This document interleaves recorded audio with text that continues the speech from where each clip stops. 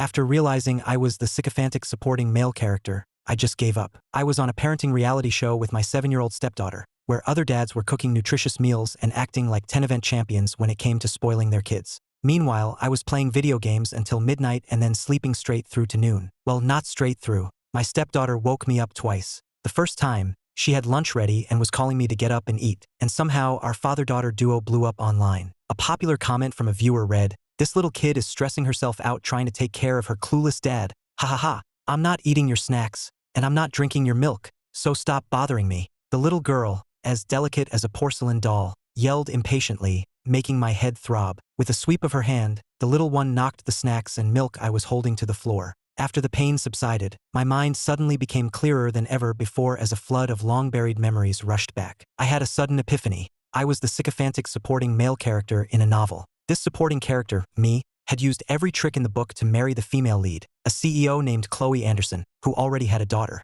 Less than half a year into the marriage, Chloe and the male lead, Liam Carter, fell for each other, both convinced they had found their true love. Chloe asked me for a divorce, and my stepdaughter, Sophie, became their biggest cheerleader, helping them become a happy family of 3. As for me, the simp of a supporting character, my love turned to hate. I harassed the female lead, framed the male lead, abused my young stepdaughter, and ultimately met a tragic end. Learning all this, I was a complete mess. I wanted nothing more than to get a divorce on the spot and get far away from the female lead, the male lead, and the stepdaughter. But right after the wedding, Chloe went abroad on a business trip and hadn't returned since. And before my epiphany, in an effort to build a father-daughter bond with Sophie, I had signed us up for a parenting reality show. Now, Sophie and I were already with the production crew. Breaking the contract meant paying a hefty fine, and I'd rather die than part with my money. I decided to just slack off and coast until the show was over. The one who had just yelled at me impatiently and knocked my snacks to the floor was Sophie. The little girl looked like a pixie, with eyes like dark, round grapes,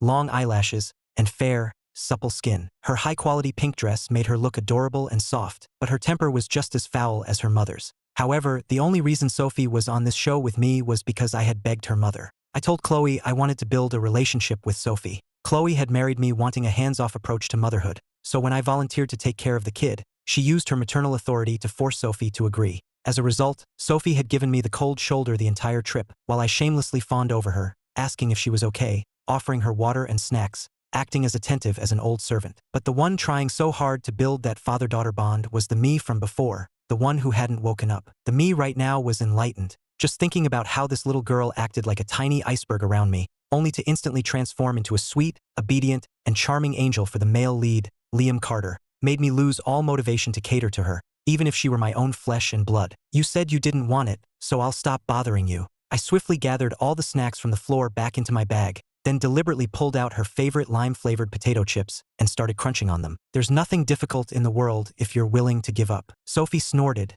as if she didn't believe me for a second. Before my awakening, I was a love-struck idiot, a total simp. After getting signed to Chloe's entertainment company on the strength of my God-given pretty face, I focused all my energy on chasing her, completely neglecting my career. Several times, I ditched work on set just to accidentally run into her, earning me a terrible reputation in the industry and a storm of criticism from online users. Zero professionalism. The moment I appeared on screen, the live chat was flooded with insults directed at me. "Damn, that simp actually showed up. Go die. How can something so disgusting share the screen with my god, Liam? See that little cutie Sophie next to him? This guy is desperate to be her stepdad. I heard the little cutie has a super powerful background. As for how a pretty boy like him got where he is, well, if you know.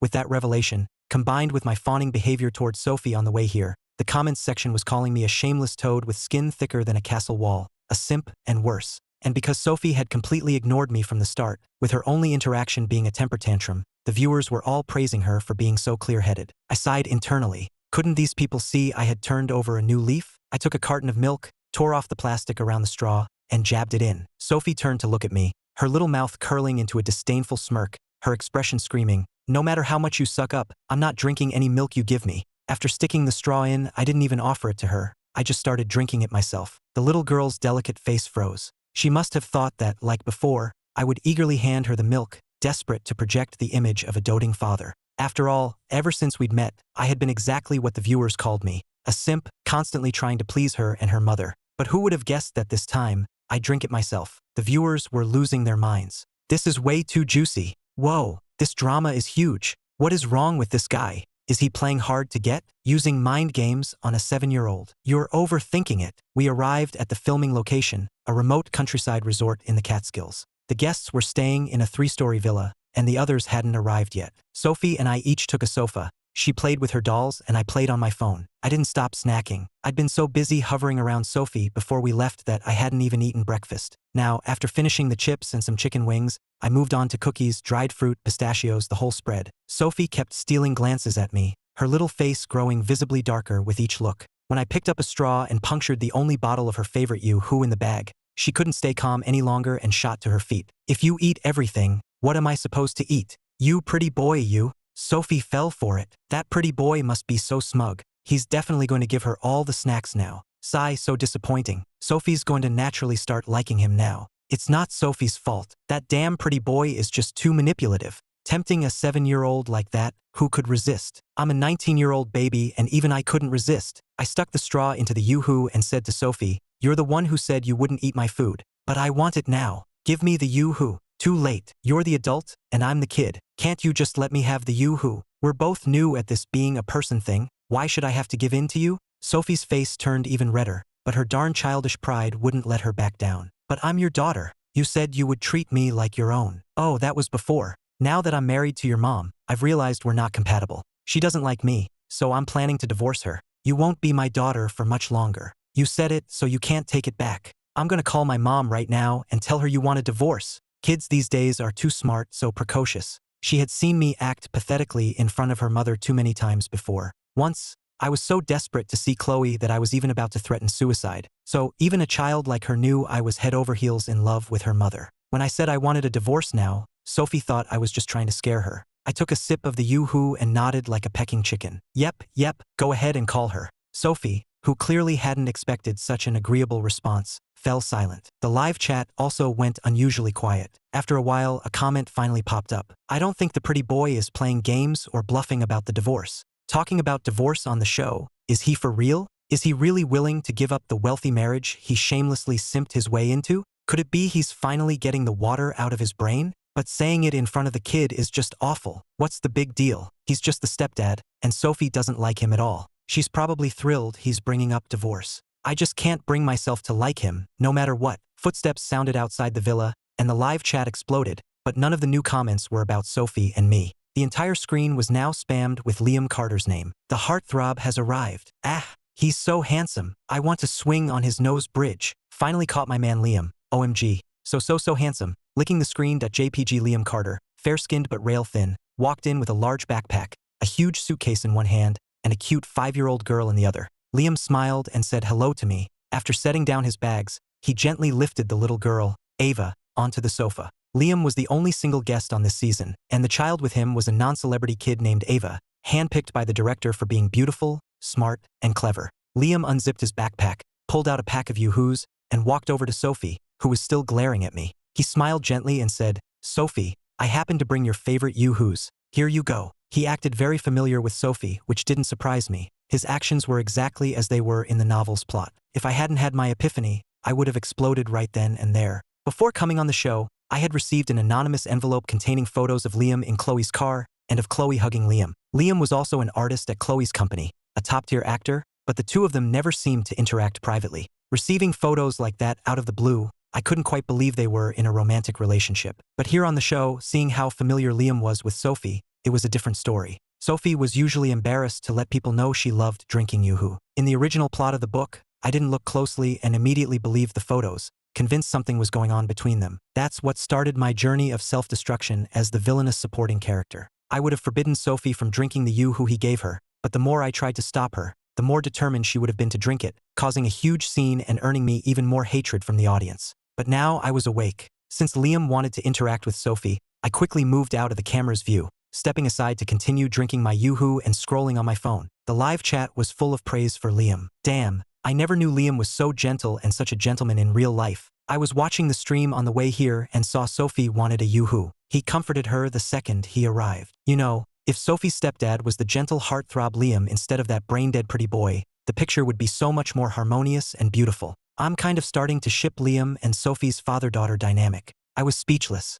In front of the legally married husband, they were hoping the other man would win her over. Who were the real brain-dead ones, spouting such morally bankrupt nonsense? So, Sophie wasn't wrong, Liam wasn't wrong, and I was the only one at fault. No matter what Sophie and Liam did, the audience adored them and only ever insulted me. Fine, I was a love-struck idiot, I deserved it, okay? Annoyed, I started playing a game on my phone. I had already moved away, but then something heavy landed in my lap. Liam had tossed the pack of yoo-hoos to me. Sophie's too shy to take it. You can hold it for her and give it to her later. Liam was still smiling, his tone still gentle, but his eyes were clearly cold. I looked at Sophie, confused, and she glared back at me. What was with this little devil? Why was she suddenly going off script? Ethan, you're the adult. You shouldn't be so immature as to snatch a child's snack. If you're really craving it, just hold on and buy some for yourself after the show. Liam is so right to call him out. This guy is such a glutton, stealing a kid's snacks. Seriously, is he a pig? Why even give that guy airtime? Isn't it better to just admire our amazing Liam?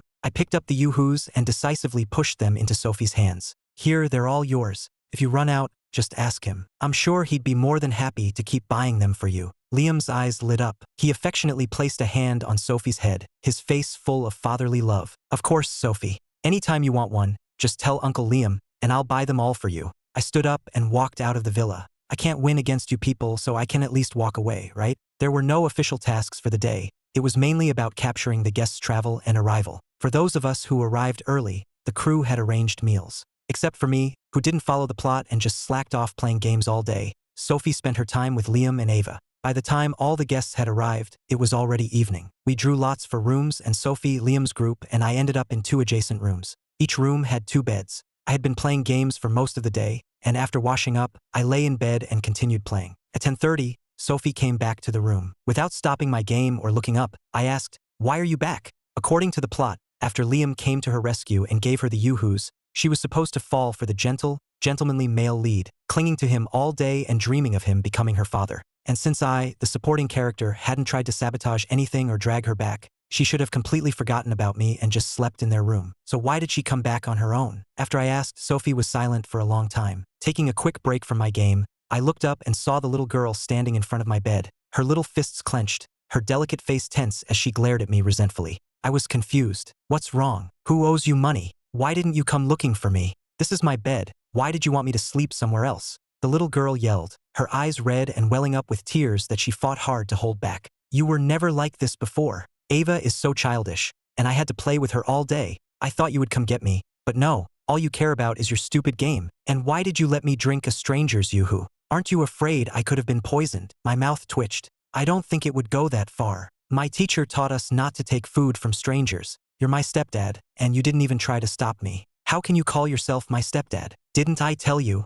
Well, until you're divorced, you're still my stepdad. After shouting, she huffed, turned around, and trotted off to take a shower. I was baffled. Why the sudden change in personality? Didn't she used to hate the idea of me being her stepdad? I felt like I must have missed something, so I paused my game and opened my phone to rewatch the livestream. I saw that of the pack of yoo-hoos Liam had given Sophie. She hadn't drunk a single one all day. She played dolls and games with Ava, but you could tell her mind was elsewhere. Liam tried to talk to her, but she was dismissive and didn't touch any of the food or drinks he offered. Just before she came back to our room, she had returned the yoo-hoos and all the other snacks to Liam. Thank you for your kindness, but my teacher said that children shouldn't take things from strangers. Liam's face stiffened on the spot. Sophie, your mother and I are very, very good friends. We're not strangers. My mother said that a married woman can't be very, very good friends with a single man. You and my mom might have been very good friends before, but she's married now, so you can't be her good friend anymore, just a regular friend. Otherwise, my stepdad will get upset, and if my stepdad gets upset,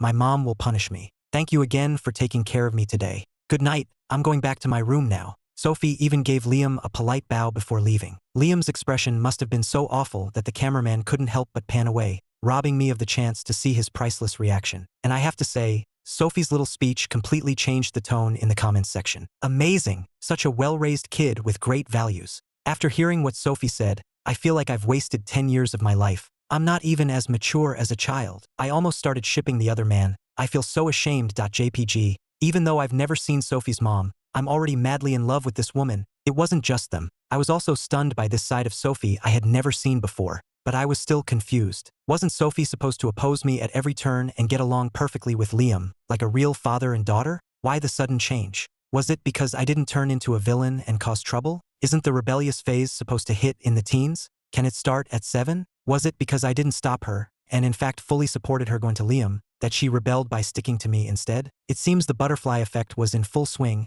and the rest of the plot was likely to change as well. Sophie finished her shower and came out in a set of cream-colored cotton pajamas. The little girl looked refreshed, but her expression wasn't great. Her rosy cheeks were puffed out in a pout. As she walked to her bed, she looked at me with an expression that said, "You know you were wrong, don't you? Humph. Even if you apologize, I won't forgive you," like a proud little princess. I didn't know whether to laugh or cry. She got into bed, turned her back to me, and pulled the covers over her head. I sighed, got up, and took a limited edition doll out of my bag and walked over to her. "Don't you usually play with this before you go to sleep? Here, I brought it for you." Sophie huffed and ignored me for a few seconds before finally reaching out and snatching the doll to play with. I sat down on the edge of her bed. "Look, you've seen it yourself. Your mom has always been pretty cold to me. Even after we got married, I'm the one doing all the work. I'm tired now. I don't want to chase after her anymore. All I want to do now is work hard and make money. Even if your mom and I split up and I'm not your stepdad anymore, if you don't hate me." When did I ever say I hated you? The tips of the little girl's ears and her cheeks started to turn red. I couldn't help but smile.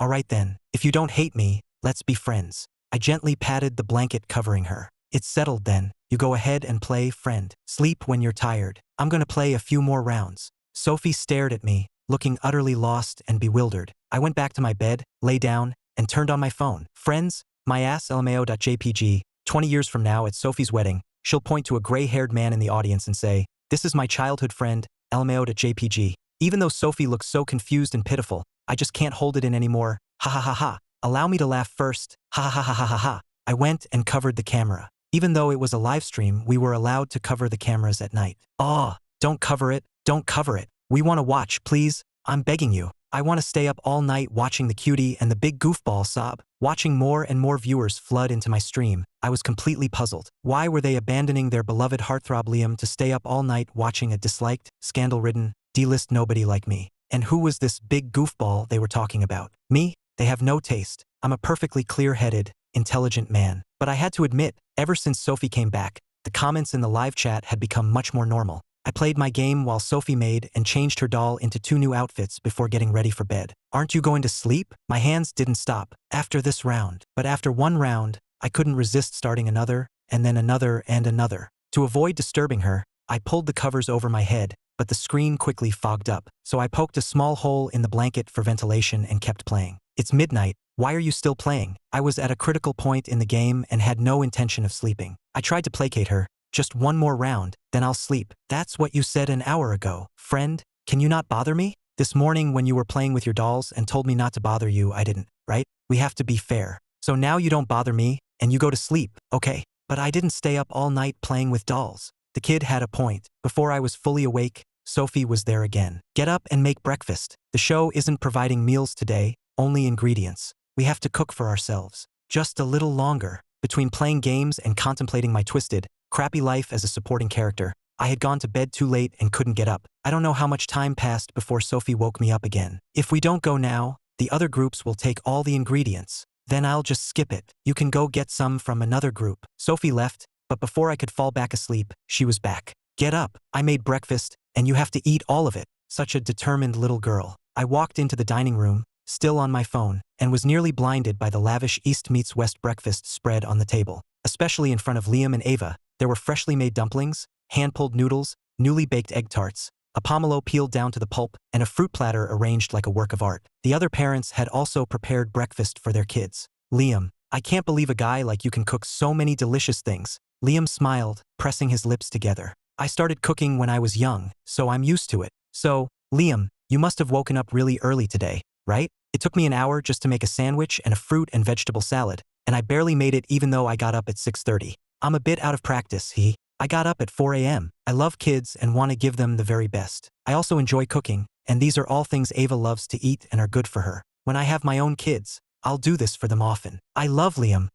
I love him to death. I want a capable husband like Liam too. His kids would be so lucky. I want to be his kid, but still, isn't it exhausting to wake up that early to make breakfast? Sacrificing a little sleep for someone you love is no big deal, right? No big deal? Then why are you saying you want to be his kid instead of a parent like him? I couldn't wake up that early every day just for breakfast. This adds one more reason to my fear of marriage and kids. Why does love have to mean sacrificing yourself? If that's the only form love takes, then count me out. I'd rather be single forever. Sophie had made toast and heated up some milk. I ignored the parents' discussion about early morning breakfast prep, sat down at the table, and quickly completed the must-finish breakfast mission Sophie had assigned me. I'm suddenly finding Ethan's slacker, friend-style parenting method quite appealing. I might be becoming a fan. I also really like his dynamic with her. He's caring when he needs to be and playful when it's time to have fun. It's relaxed and happy, which is great. Same here, because I'm just as lazy as he is. Ha ha ha ha ha. Oh well, thank you so much. Because of what Sophie said yesterday, Liam was a bit embarrassed and didn't approach her much today. But he still sent Ava to play with Sophie and invited Sophie to share his breakfast, both of which she politely declined. This was a slow-paced reality show, and with several guests from wealthy families, the director didn't dare make things too difficult. The tasks were mostly just eating, drinking, and playing. In fact, there were no tasks scheduled for the morning at all. Seeing that the parents had woken up so early, the director, ever the considerate suck-up, wanted to give the guests a chance to rest. But as soon as breakfast was over, the parents, led by Liam, headed back into the kitchen to start preparing lunch for their little ones. Soon, I was busy just like everyone else. I was busy catching up on sleep. Sophie stopped me. Aren't we going to make lunch? I'll do it after a little nap, really. Trust me, friend. I swear on my ex-girlfriend's future marriage, I will definitely get up and make lunch in an hour. Sophie frowned. You had other girlfriends before my mom? I didn't answer, just dodged around her and scurried back to the room. Kid, you've been tricked. I'd bet my life savings that the ex-girlfriend he's talking about is Sophie's mom. You win. Ethan said on a show before that he's only ever had one girlfriend, his first love, who is now his wife, Sophie's mom. Ha ha ha.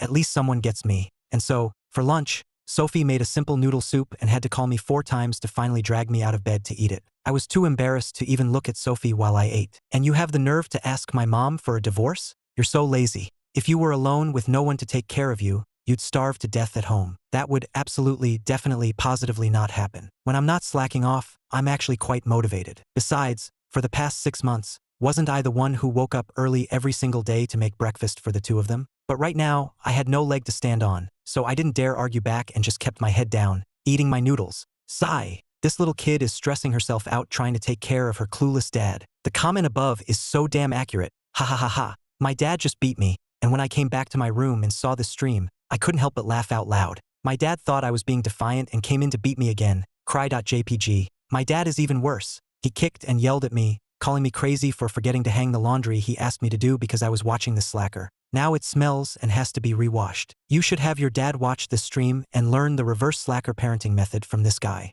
I wish I had a kid like that. Look how capable she is. The kid is way more diligent and reliable than you are. Ha ha ha. I was furious reading these comments. How dare they call me lazy? I was very diligent when I took care of Sophie and her mother. If it weren't for the circumstances, I would have wanted to take care of them forever. Forget it. You can't force what isn't yours. The noodles looked plain, but they tasted great because Sophie had borrowed some rich chicken broth from another dad to make them. Chloe wasn't just strict with her work. She was exceptionally strict with this child too. She couldn't slack off in her studies or her hobbies, and even though they had staff for daily chores, Chloe made her learn to be prepared, to take care of herself, to be independent, and not to rely too much on others. I heard that when Sophie was 3, not even tall enough to reach the stove, her mother ordered her into the kitchen to learn how to cook. Eating the delicious noodles, for the first time, I thought that having a daughter like this wouldn't be so bad. The thought had barely formed before I startled myself. I had promised myself I would stay away from them. I couldn't let one breakfast and one lunch sway me. Hang in there, Ethan. You can do it. Let's go. That evening, the director sent out a task via our phones. Visit a local specialty food street in the city. However, after this task, Liam, who had previously just been cold to me, now looked at me as if he wanted to kill me. Because halfway through the task, my viewer count, which had been just a few tens of thousands behind his, had more than doubled his by the end. To be honest, I was baffled. He was an A-list actor. The last few digits of his follower count alone could crush my entire fanbase. He had heavily promoted this show, and tons of his fans had been camping in his live stream since it started. Logically, no matter how popular Sophie and I got, we shouldn't have been able to surpass him. But reality was cruel. We surpassed him, hehehe. I thought back carefully but couldn't recall anything particularly eye-catching that Sophie and I did during the task. I remembered that after getting the task, feeling guilty about eating 2 meals she'd made, I told Sophie before we went to the food street that she could order whatever she wanted, and it would be my treat. Then, when we got to the food street, the little girl was struck with indecision. I was much better off. I didn't have that problem at all because only children make choices. Adults, of course, want everything. So, I took Sophie and we started conquering the street.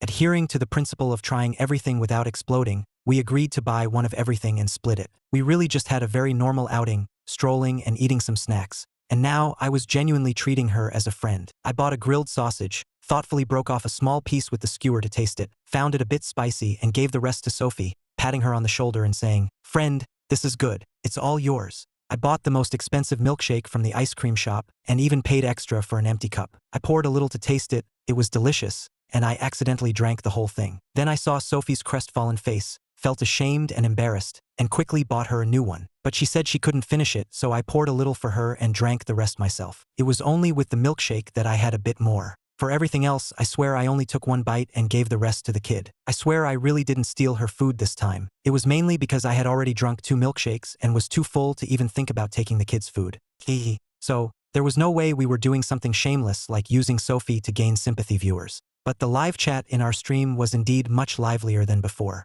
Ha ha ha ha, I'm dying of laughter. Ethan is the biggest snacker I've ever seen. This goofball, he finished everything he liked and gave all the stuff he didn't like to his daughter, LMAO.jpg. So relatable. When I say I'm afraid of gaining weight, my boyfriend does the exact same goofy thing, ha ha ha. Amidst this harmonious discussion, or rather roasting, the number of viewers in our stream started skyrocketing by the second. It was unbelievable. The next day, my live stream was almost shut down for a violation. Someone was spamming my comments section, accusing me of buying fake viewers. But before I could even react, everything went back to normal, and all the comments accusing me of buying followers vanished completely. I heard a commotion from the next room. I was just about to leave my room when I overheard the director at the door, yelling at Liam, telling him to stop causing trouble, or else not just the show, but his entire career would be ruined. Liam promised he would never do it again and begged the director to plead with some important person to forgive him for his stupid actions this time. I was shocked. The director used to treat Liam like a king, and now, in the blink of an eye, he was daring to yell at him. That level of growth was worthy of worship. After the director left, Liam came out a short while later. He seemed like a new person. Last night he looked like he wanted to murder me, and now he was suddenly calm and friendly. When our eyes met again, his gaze was as still as water, as if he had seen through the vanities of the world and was ready to achieve enlightenment on the spot. I had to resist the urge to run up to the director and give him a big thumbs up. I remarked to Sophie, "The director of our show is a badass." It wasn't the director, it was clearly my, never mind. If you say the director is a badass, then he's a badass. As long as you're happy. This little girl, who did she think she was talking to? So disrespectful. The task for the final day was to hike a mountain with breathtaking scenery along the way. Sophie and I took tons of photos, and her photography skills improved by leaps and bounds. I'm confident that when she's older and in a relationship, she'll never be the one who takes bad pictures. Once we reached the summit, it was time for the emotional wrap-up, the legendary, all-important tearjerker segment of the show. The hotel garden at the summit had been decorated by the crew to look like a wedding venue, romantic and beautiful. To enhance the effect, a screen on one side of the stage displayed the live comments, as the director was determined to make the viewers cry along with us. Soon, each group would be joined by a new mystery guest, usually a parent or, if they were unavailable, another relative or friend. I had invited Olivia, Chloe's executive assistant, to join Sophie and me for this final segment as a friend. Although Chloe and I were married, to be honest, I had seen her assistant far more often than I had seen Chloe herself. Besides, I had important business with Olivia. I needed to get Chloe's schedule for the next few days from her so I could corner her to talk about the divorce. She was too busy. When it was our group's turn to give our tearful speeches in the middle of the red carpet, Olivia hadn't arrived yet, but she had messaged me saying she was close. So Sophie and I went first. The emotional background music started playing. We stood face to face, and I had to strain to make my eyes even a little bit red. But the viewers in the live chat, who had just been getting emotional and crying along, suddenly changed their tune. The scene is so emotional. The music is so emotional. But why do I burst out laughing the moment I see this big goofball Ethan? Trying to hold it in. .jpg. Hold it in? You can't laugh during a scene like this. You're killing me. Ha ha ha. I'm a helpful person. I'll laugh for you. Ha ha ha ha. The tears I had worked so hard to summon were gone. I had to fight to hold back my laughter, my lips trembling as I condensed the long, emotional speech I had prepared. Sophie, after the show is over, will you still want me as your friend? Whether you want to or not, I've decided you're my friend. By the way, about that promise you made at the food street to treat me to the most expensive meal, when are you going to make good on that? Give me a specific time. Next week or next month? Sophie's expression was one of pure disgust at my mood-ruining antics. I felt a little wronged. It wasn't my fault. It was those trolls in the live chat, spouting all that nonsense. If I didn't get this over with quickly, I was going to give myself an internal injury from holding in my laughter. Sophie took a deep breath, her pretty little face serious. Can you not divorce my mom? I froze. With that one sentence, no matter what chaos was erupting in the live chat, I couldn't laugh anymore. Her words made my heart ache a little. I want you to be my dad. I like you being my dad. I really mean it. If you're divorcing mom because of me, then I'll change. I won't say you're annoying anymore, and I won't lose my temper with you. I promise. It's not because of you. You're a good kid, the best in the world. Any other person would be lucky to be your dad, and they would love you and be proud of you. Then are you afraid that I'll bully your and mom's new baby in the future? I can explain. I'm not her biological daughter. You're her only boyfriend, and she's only ever been engaged to you. She's never had a child. My biological mother was her sister. She's my aunt. I was stunned for a moment. Because the novel was so long, even though I had my epiphany, I had forgotten some of the details. If Sophie hadn't brought it up, I wouldn't have remembered that she was the daughter of Chloe's sister, who had passed away from an illness years ago. Because Chloe's sister was an unmarried mother and the father was unknown, Chloe had adopted Sophie to give her a better life. But that didn't change the fact that I couldn't stay with Chloe. She didn't love me and I couldn't force it. It would only make her unhappy too. If you have a baby, I will never bully them. I'll even help you take care of them, and I'll love them very much. The divorce is between your mom and me. It's about the two of us and has nothing to do with anything else.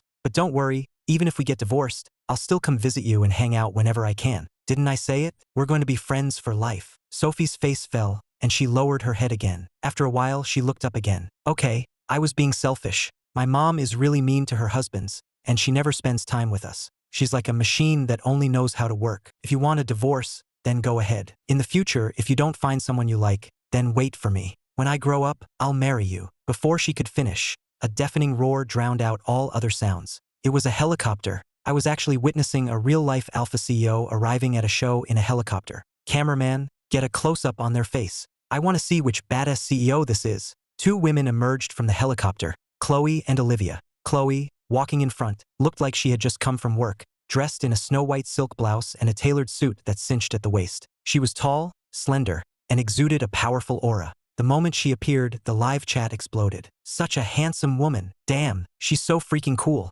So cool I'm at a loss for words. It's true, when a woman is this cool, men don't even stand a chance. 1 minute, I want all the information on this woman. Sophie and I were still in a daze. Chloe was always incredibly busy, never stopping for a moment. Why would she show up at a variety show? If the helicopter's roar hadn't been so painfully loud, neither of us would have believed our eyes. Sophie was calmer than I was. She ran towards Chloe first. Mom, it's Sophie's mom. Ah, this is insane. Ethan, you big idiot. Are you really going to divorce her? If you do, let me have her. Me too, me too. Before Sophie could finish, Chloe walked right past her. Then, we both noticed that the screen of the phone in Chloe's hand was playing our live broadcast, which meant she had seen everything. Me talking about divorce and Sophie agreeing to it and then promising to steal me away from her. Sophie and I looked at each other in silence, each lighting a candle for the other in our hearts. Chloe was known to only read financial reports, never watch entertainment shows. Sophie ran in front of Chloe again, her face a mask of grim determination. Mom, you're not allowed to be mean to Ethan. I ran over too,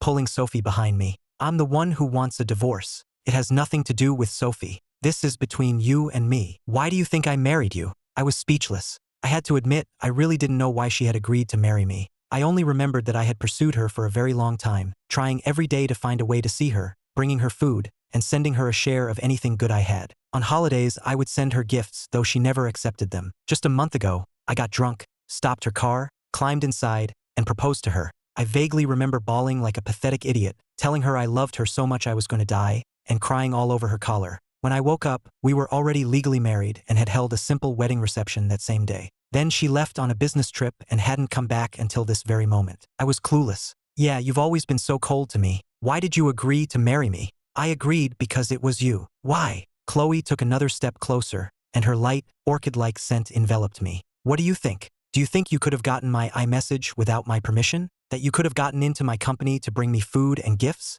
That you could have stopped my car, climbed inside? That you could have had the chance to tell me you wanted to marry me? This was the first time she had ever said so much to me. The Alpha CEO's long con. I ship it so hard, but doesn't she have a mouth? If she likes our goofball Ethan, why didn't she just say so? Sigh, what a shame. But she's beautiful, cool, and rich. Who needs a mouth? Chloe took another step, pressing herself almost into my chest. I stumbled back in a panic. So, if what she was saying was true, she actually liked me, which was why she let me chase her and ultimately married me. Then what about the male lead? What was the deal with Liam Carter? Couldn't be that I turned into a villain and ruined my own marriage just because I suspected something between her and Liam, right? Besides, it was a fact that she had always been cold to me, And those photos of Liam in her car and her hugging him proved she wasn't as innocent as she claimed. I calmed myself down again. Anyway, I want a divorce. Just assume I don't like you anymore, and we can part amicably.